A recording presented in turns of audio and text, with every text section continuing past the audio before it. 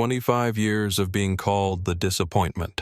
25 years of watching my brother Noah Walker get everything while I got nothing. But as I sat in that Stanford Memorial Auditorium watching my father hand over our family's $80 million logistics empire to my golden boy brother, a stranger changed everything with 7 words.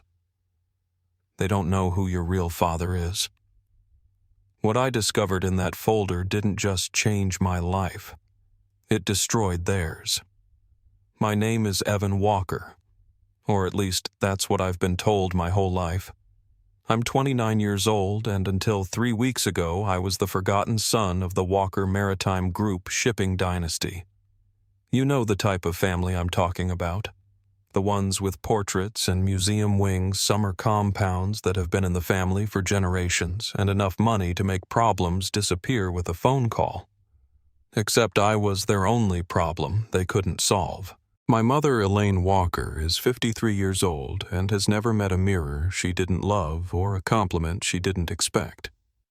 She runs charity galas the way generals run military campaigns with precision ruthlessness and zero tolerance for imperfection. She introduced me at social events as our other son Evan like I was an afterthought. She had to acknowledge for tax purposes. Her diamonds cost more than most people's houses, but her heart was worth less than costume jewelry when it came to me.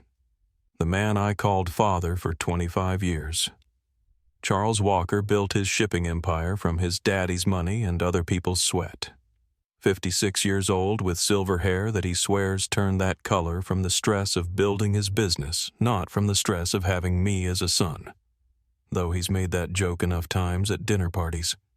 He could tell you the hull number of every ship in his fleet, but he couldn't tell you what position I played on my high school baseball team. I was the starting pitcher, by the way. We went to state championships. Not that he noticed.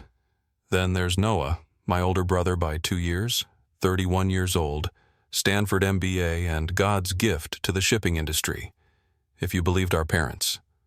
Perfect Noah with his perfect grades and his perfect internships and his perfect ability to make me invisible just by walking into a room.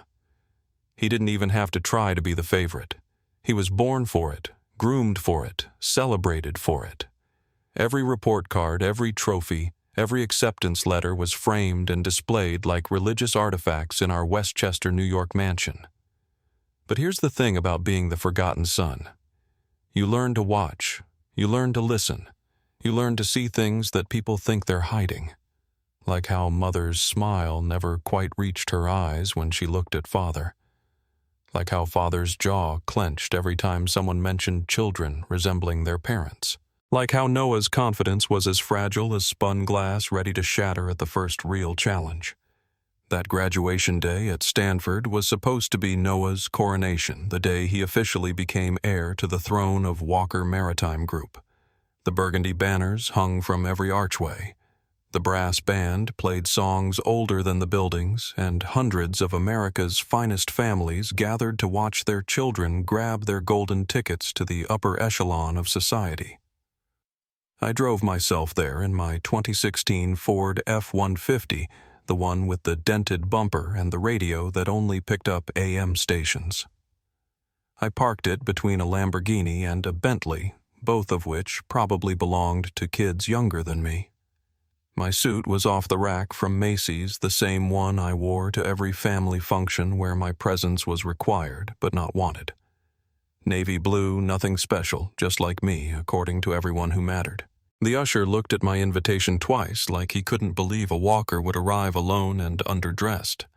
He led me to my seat in the back row so far from the stage I could barely make out the podium. My parents sat in the front row, of course, in seats reserved for families who donated buildings, not just tuition checks. Mother wore a St. John's suit that cost more than I made in 6 months at the warehouse.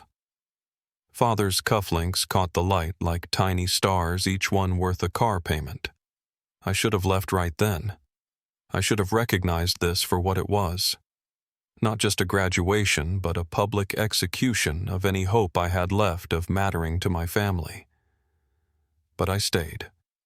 I stayed because somewhere deep in my chest, buried under years of disappointment, was a stupid, stubborn spark of hope that maybe, just maybe, they'd remember I existed.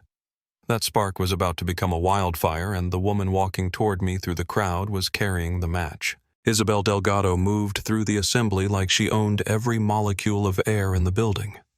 Elegant, purposeful, and holding a manila folder that would reveal 25 years of lies. But I didn't know any of that yet.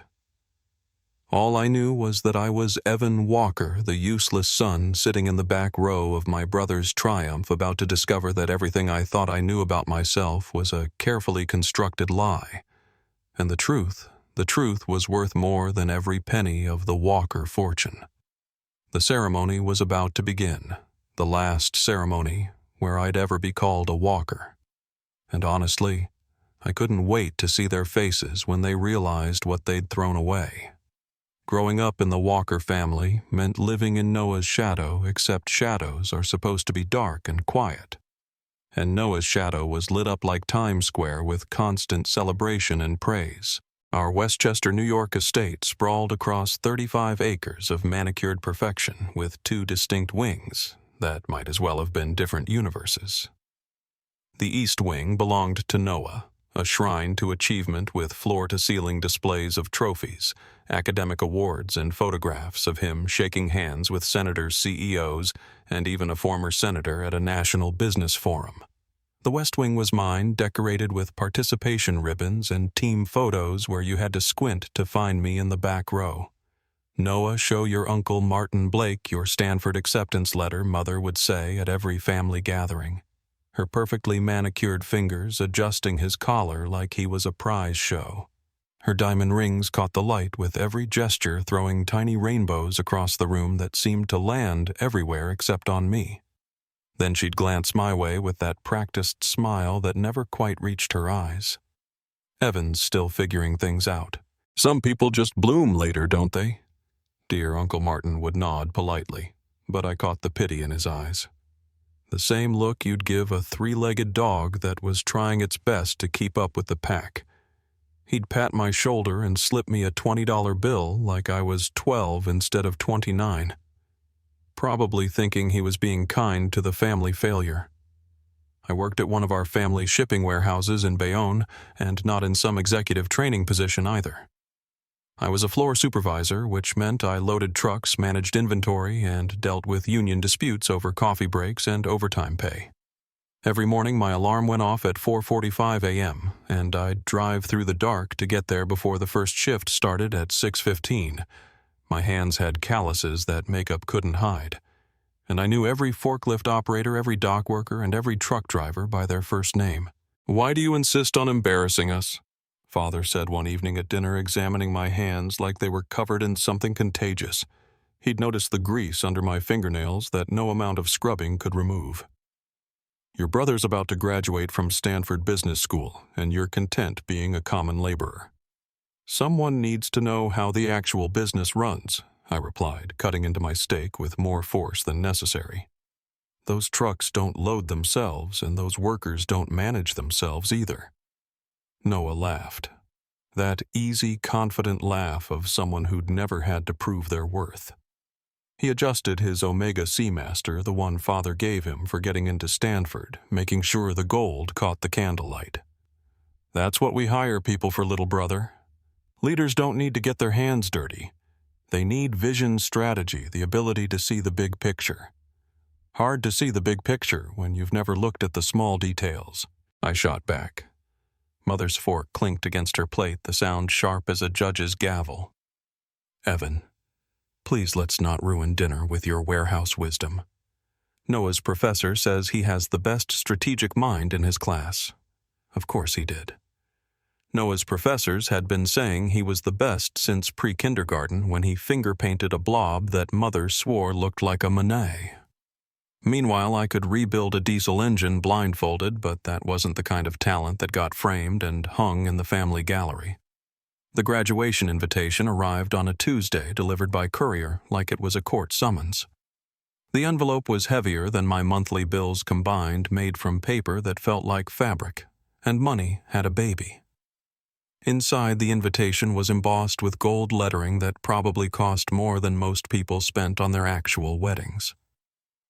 The Walker family cordially invites you to celebrate Noah Charles Walker's graduation from Stanford Business School.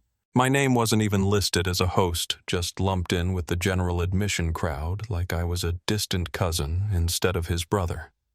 I'd stood in that Bayonne warehouse surrounded by the real machinery of our family fortune, holding that invitation, while Ray, one of the forklift operators, asked if everything was okay. Family thing, I told him, and he nodded with the understanding of a man who knew that family could cut deeper than any workplace injury. The truth was, I'd learned more about business in that warehouse than Noah had learned in his ivory tower classrooms. I knew that Louis' daughter needed surgery, and he couldn't afford the copay even with our insurance. I knew that Marcus Williams had been sober for 8 years but still went to meetings every Thursday. I knew that when the cooling system broke in July, productivity dropped 30%. Not because people were lazy, but because human beings weren't meant to work in 102 heat. These weren't case studies or theoretical models. These were real people with real problems that affected real business. But none of that mattered to Charles and Elaine Walker. To them, I was just playing in the dirt while Noah was preparing to inherit an empire built on that very dirt I was too proud to wash from under my fingernails. Stanford's graduation hall buzzed with the kind of energy you only find when hundreds of wealthy families gathered to celebrate their investments finally paying off. The building itself was a monument to old money with mahogany panels that had watched generations of America's elite collect their expensive pieces of paper. I found my seat in the back row behind 300 other attendees who apparently mattered more than the second son. The program listed me simply as family guest, while my parents had their full names and titles printed like they were royalty. The ceremony dragged on with Latin phrases nobody understood, but everyone pretended to appreciate. Honorary degrees were handed out to billionaires who probably hadn't read a book since the last time they bought their way onto a bestseller list. Then finally, after what felt like hours of self-congratulation, Noah walked across that stage. Mother actually stood up and applauded her Tiffany bracelet catching the light as she clapped. Father's chest swelled with the kind of pride I'd only seen when he closed multi-million-dollar deals. The dean shook Noah's hand like he was greeting a future president. And why not? In their world, money and power were the same thing, and Noah was about to have both. After the ceremony, we moved to the grand ballroom for the reception. Crystal chandeliers hung from a ceiling painted with Renaissance-style murals, and waiters in white gloves circulated with champagne that probably cost more per bottle than most people's car payments. I grabbed a glass and found a corner where I could watch the show unfold. Noah worked the room like a politician, shaking hands and accepting congratulations with the practiced ease of someone who'd been preparing for this moment his entire life. Then, Father clinked his champagne glass with a gold pen, the sound cutting through the chatter like a bell. Charles Walker didn't need to ask for attention. He commanded it simply by existing in a space. "Ladies and gentlemen, if I could have a moment," he began, his voice carrying the authority of a man who'd never been interrupted in his life. "Today isn't just about celebrating my son's Stanford degree, though that alone would be worth all this fuss."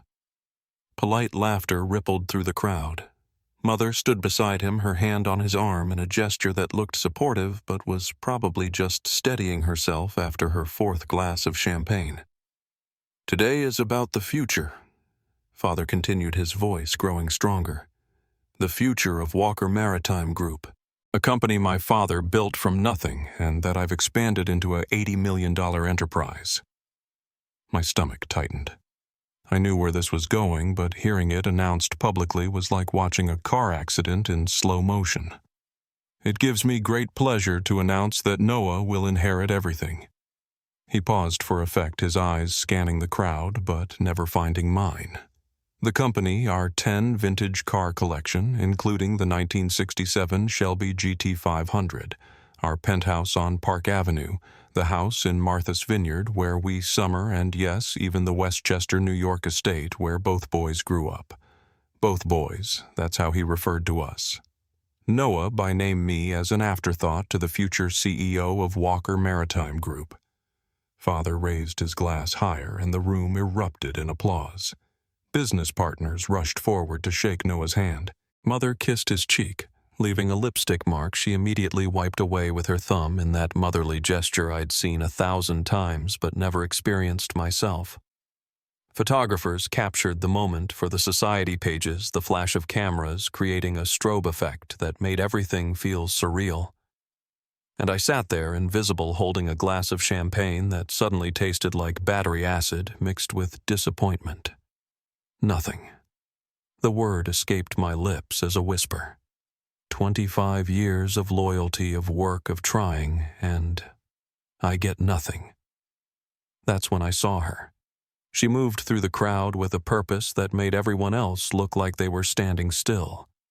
Navy dress, elegant, but understated silver hair pulled back in a way that suggested she had better things to do than worry about fashion.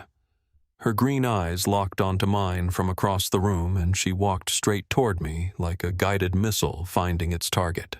The crowd seemed to part for her without realizing they were doing it.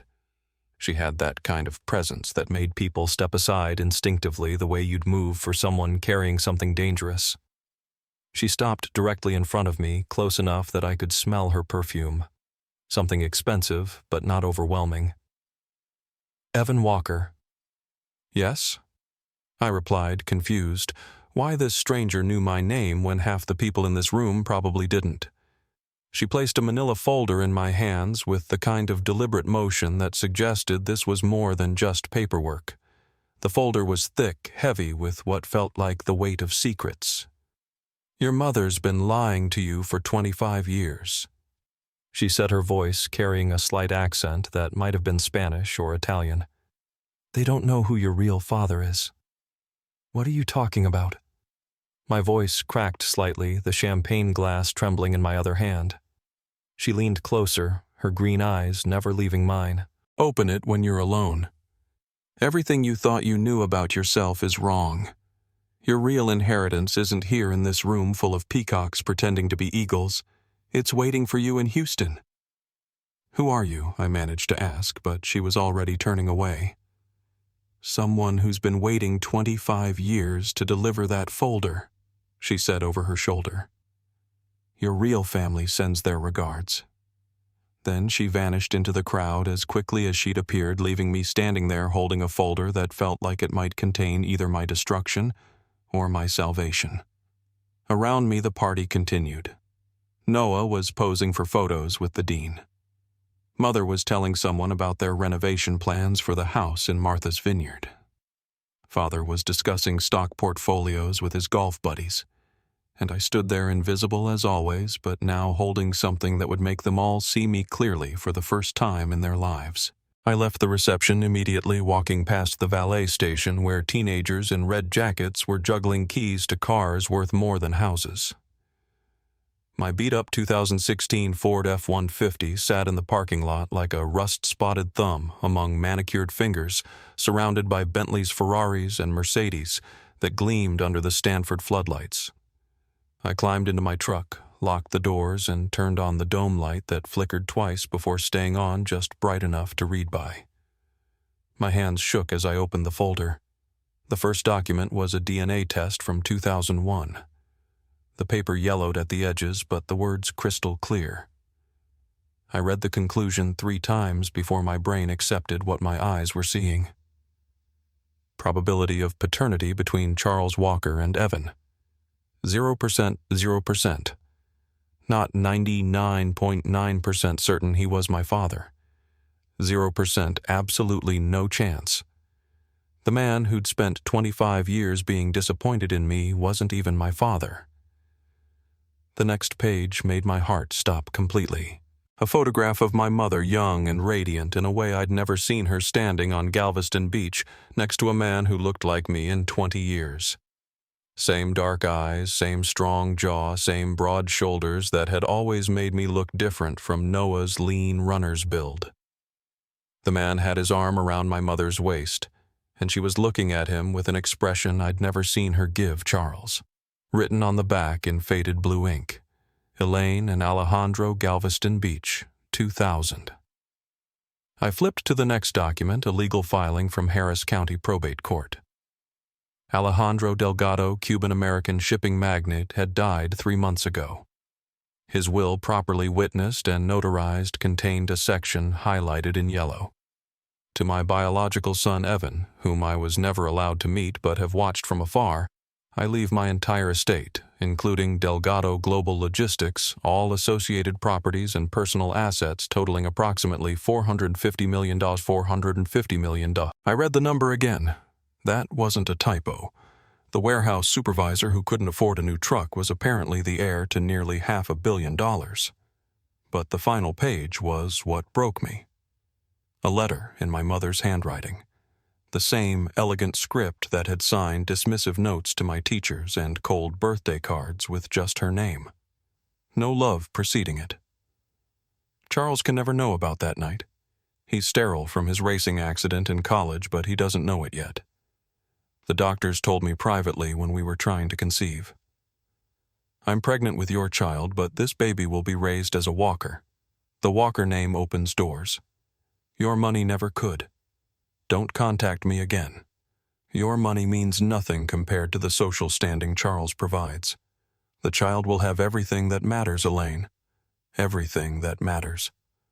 Apparently that didn't include the truth, or a father who actually wanted me. My phone rang. Mother's ringtone playing that classical piece she insisted was sophisticated. I stared at her name on the screen for a moment, then answered. "Where are you?" she demanded, her voice sharp with irritation. "Your father's about to give his second toast. It's rude to leave during your brother's celebration." "He's not my father," I said, quietly, each word deliberate and clear.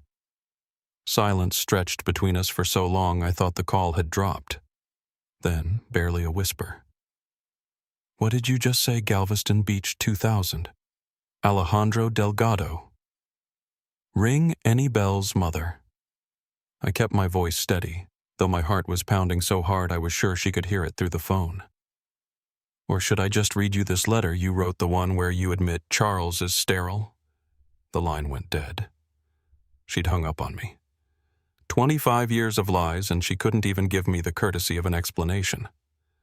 I sat in that truck for another 10 minutes, staring at the documents spread across my passenger seat. My entire life had been built on a foundation of lies. Every dismissive comment from Charles made sense now. Some part of him must have sensed I wasn't his. Every cold glance from Mother was guilt disguised as disappointment. She'd looked at me every day and seen her secret, her mistake, her compromise for social status. But Alejandro Delgado had known. He'd known, and he'd waited. He'd built an empire that dwarfed the Walker's efforts and left it all to the son he'd never been allowed to claim. I made my decision right there in that parking lot, surrounded by the cars of people who'd never questioned their place in the world. I drove straight to SFO, San Francisco International Airport. My truck's engine complaining about the speed, but holding together like it always did. At the United Airlines counter, I bought a one-way ticket to Houston using the emergency credit card I'd never maxed out because I'd been saving it for a real emergency. If finding out your entire life was a lie didn't qualify, nothing would. "Any bags to check?" the attendant asked. "No," I replied. "I'm leaving everything behind." She gave me a confused look, but printed my boarding pass. Gate 18, departing in 2 hours. I had no clothes except what I was wearing, no plan except to find out who Alejandro Delgado was, and no idea what I'd find in Houston except a truth that had been kept from me for 25 years. As I waited at the gate, my phone exploded with messages. 14 missed calls from Mother. 9 from Charles. Text after text from Noah, ranging from confusion to anger. "Where are you? Mom's having a breakdown. Dad's screaming at everyone. What did you do?" I turned off my phone and boarded the plane.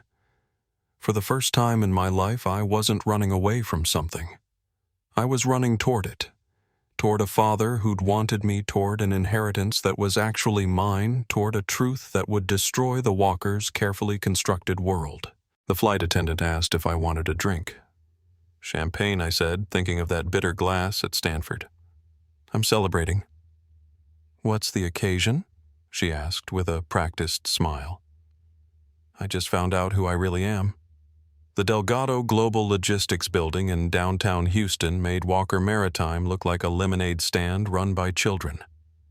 38 floors of black glass and steel rose into the Texas sky, reflecting clouds and catching sunlight like it was harvesting power from the heavens.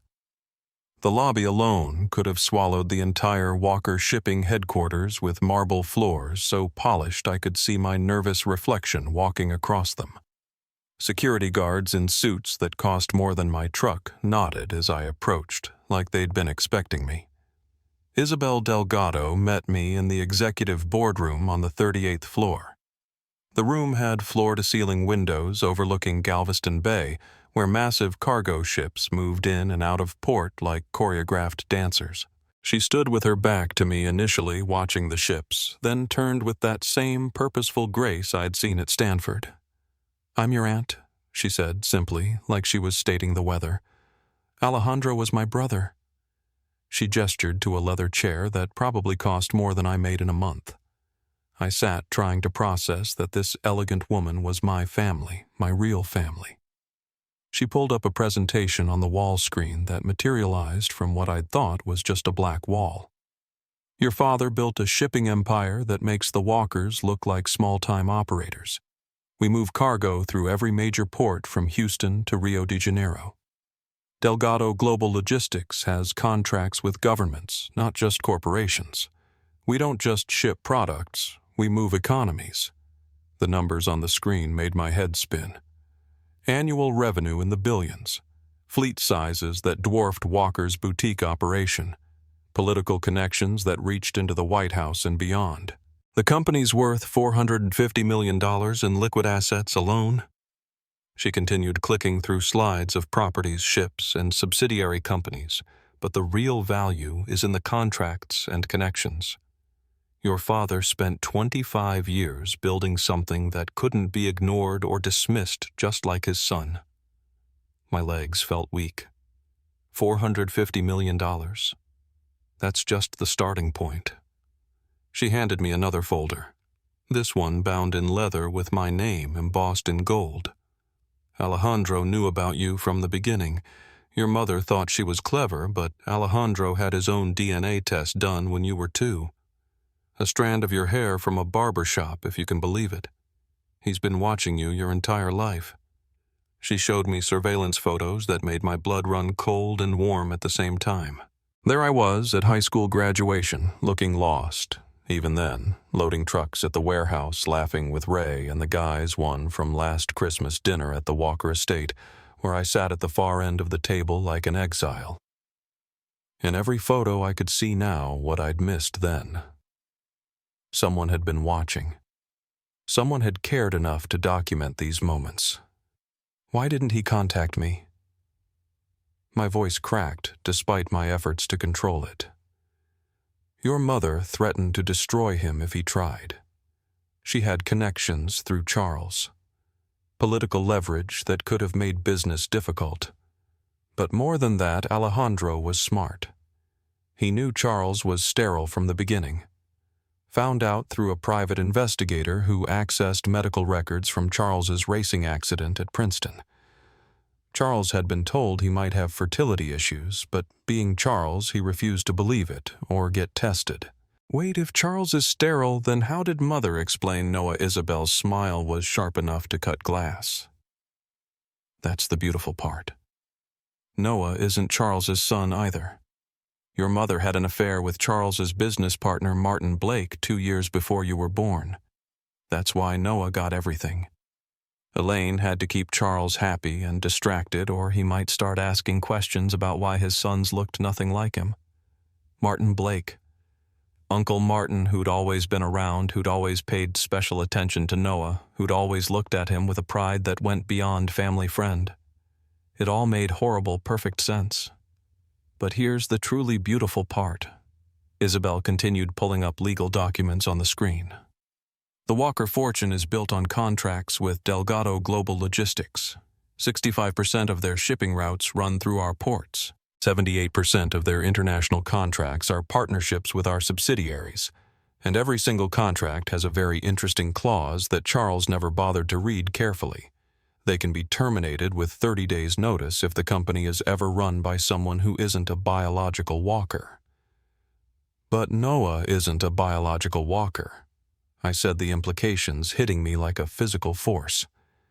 Exactly. The moment Noah takes over, we can pull every contract. Walker shipping will collapse within 7 months, probably 4. My phone, which I turned back on after landing, buzzed with increasingly frantic texts from Noah. What did you do? Dad's having a breakdown. Mom locked herself in her room. The lawyers are here. Answer me now. Isabel placed a pen in front of me, a Mont Blanc that weighed more than seemed possible for something so small. Sign here and you become CEO of Delgado Global Logistics. Your birthright, your real inheritance. Everything Alejandro built, he built for you. I thought about 25 years of being called useless, of watching Noah get praised for simply breathing while I worked until my hands bled and still wasn't enough. I thought about my mother choosing status over truth. Charles's dismissive looks the back row at Stanford, the nothing I was supposed to inherit while Noah got everything. I signed my name Evan Delgado. The moment I finished the last letter of my new old name, Isabel handed me one more envelope. Alejandro left you a letter. He wrote it a week before he died when the cancer had spread too far to fight, but not far enough to stop him from writing. I opened it with trembling hands, the paper inside handwritten in bold strokes. My son, I've waited your entire life to give you what was always yours. I watched you build character in that warehouse while your brother built ego in Stanford. You learned the value of hard work while he learned the art of entitlement. You became a man despite them, not because of them. I'm sorry I couldn't be there, but I made sure you'd have everything in the end. Blood doesn't make family, but it does make heirs. Welcome home, your real father, Alejandro. I read it 3 times, memorizing every word, every loop of his handwriting, every place where the pen had pressed harder with emotion. This stranger, this man I'd never met, had been more of a father in death than Charles had been in life. 3 weeks later, I stood in my new office overlooking the Houston harbor, watching Delgado ships move in and out of port like pieces on a chessboard I now controlled. The morning sun painted the water gold, and I could see our logo on everything from massive container ships to the trucks loading at the docks below. My secretary knocked a professional sound that still made me look up in surprise that I had a secretary at all. Mr. Delgado, your visitors are here. I'd been expecting them. Send them in. Charles and Elaine Walker walked in looking like they'd aged 10 years and 3 weeks. Mother's perfect makeup couldn't hide the dark circles under her eyes, and Charles's silver hair seemed thinner. His powerful presence diminished like air slowly leaking from a balloon. They stood in my office taking in the obvious wealth and power of the space, and I saw the exact moment they realized their son, their failure, their disappointment now held their fate in his hands. Evan Charles started, his voice broken like I'd never heard it before. We need those contracts.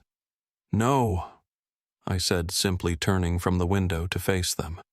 You need those contracts. I don't need anything from you anymore. Mother's perfect composure finally cracked like expensive china hitting concrete. I did what I thought was best. The Walker name meant everything. You have to understand the opportunities it provided, the doors it opened. It meant everything to you. To me, it meant nothing but pain, rejection, and 25 years of being told I wasn't good enough for a name that wasn't even mine to begin with. Please, Charles begged. And I'd never seen him beg for anything in his life. Noah doesn't know. He doesn't deserve to lose everything because of our mistakes. I thought about that for a moment, really considered it. Noah, despite being the golden child, had never been intentionally cruel. He'd been oblivious, privileged, and dismissive, but not cruel. He was a victim too, in his own way, raised to believe a lie just like I was. "I'll make you a deal," I said, moving to sit behind my desk. The power dynamic clear. "I'll keep the contracts for 1 year. In that time, Noah needs to work in your warehouses. Real work. Loading trucks, handling inventory, learning the actual business from the ground up. No special treatment, no shortcuts, no executive fast track. He punches a clock like everyone else. If he lasts the full year without quitting, if he actually learns what I learned, I'll extend the contracts. If he quits, or you intervene to make it easier for him, I pull everything immediately." They exchanged glances. 28 years of marriage, compressed into a single look of defeat. "He won't last a month," Charles said quietly. "Then you better hope he inherited more from Martin Blake than just his eyes," I replied, watching the final piece of truth hit them. Mother gasped. "You know about Martin. I know about everything. Alejandro was very thorough. Did you think you were the only one who could keep secrets? The difference is, Alejandro's secrets were waiting to set me free. Yours were chains keeping everyone prisoner. They had no choice but to agree to my terms." As they turned to leave, Mother stopped at the door. "Do you hate us?" she asked, not turning around. "No," I said honestly. "Hate would mean you still have power over me. You're just strangers who happened to raise me." The last time I saw Noah, he was wearing work boots and a uniform with trainee stitched on the pocket, standing in the same Bayonne warehouse where I'd spent 3 years. His soft hands were already blistering from the work sweat staining his collar by noon. But for the first time in our lives, he looked at me with something approaching respect, maybe even understanding. "You knew, didn't you?" he asked during lunch break, sitting on the same loading dock where I used to eat with Ray and the guys. "This whole time you knew you'd win in the end." "No," I admitted, handing him a bottle of water. "I just knew that being called useless was better than being useless. Every insult, every dismissal, every time they celebrated you while ignoring me, it was all building something they never expected. Strength. Real strength. Not the kind you buy with money or inherit with a name." He nodded slowly, looking at his blistered hands. "Maybe it's my turn to build some. Maybe it is." Isabel was right about one thing. Blood doesn't make you family, but it does determine inheritance. The Walkers gave Noah everything they had to give. Money, status, hollow praise, and a lie he'd have to live with forever. But Alejandro Delgado, a man I never met, gave me something worth more. He gave me the truth, a purpose, and the knowledge that I was wanted, watched over, and worthy even when no one else believed it. The warehouse supervisor, who was called useless, now controls one of the largest shipping empires in the Americas. The golden boy works the loading dock, learning what sweat equity really means. And the parents who played God with their children's lives discovered that karma keeps perfect records and always collects its debts with interest. Sometimes the best inheritance isn't what someone gives you. It's what you become when they give you nothing at all. Every slight becomes strength.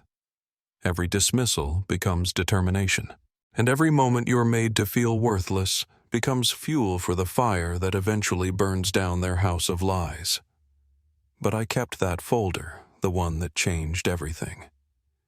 Because every morning when I sit in my Houston office watching the sunrise paint Galveston Bay in shades of gold and possibility, I read Alejandro's letter one more time. Not for the money or the power, but for 5 words I waited 25 years to hear. "Welcome home, my real son." Those words mean more than $450 million. They mean more than 38 floors of glass and steel. They mean that somewhere someone saw my worth when everyone else saw waste. Someone believed in me when I was trained not to believe in myself. Someone loved me enough to wait to watch and to ensure that truth would eventually win. The Walkers taught me how to survive neglect. Alejandro Delgado made sure I'd thrive because of it. And that's the greatest inheritance of all, knowing that sometimes the family that throws you away is just clearing the path for the family that's waiting to claim you. If you enjoyed this story about discovering your true worth and finding where you really belong, please give this video a thumbs up. It really helps other people find these stories of triumph over family betrayal. Share it with anyone who needs to hear that their worth isn't determined by those who refuse to see it. And don't forget to subscribe to the channel and hit that notification bell so you never miss our next story. Drop a comment below telling me what you would have done if you discovered your entire life was built on lies. Would you forgive, or would you take your revenge? I read every single comment, and your thoughts inspire our next stories. Until next time, remember sometimes the best revenge is becoming everything they said you never could. 67.